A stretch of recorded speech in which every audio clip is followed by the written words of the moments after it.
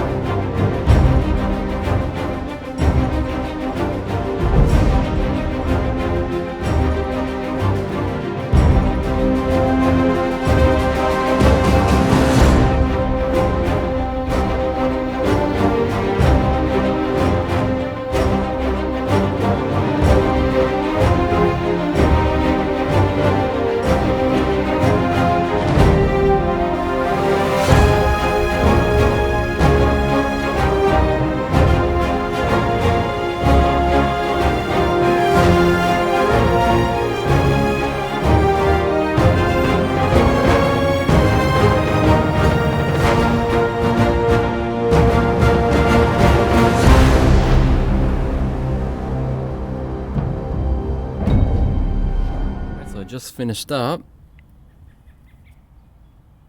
and all the back bolts are now black, which looks pretty good. I was able to touch up a little bit here as well as you saw. I touched up my my lug nuts.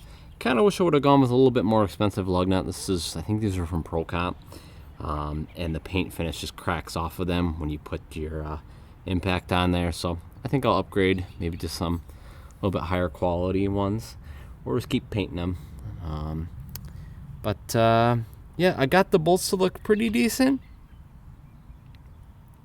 They're not perfect. What I think I might do, I might just buy a new set of bolts and get maybe just some higher quality ones, one that can kind of withstand the weather a little bit more.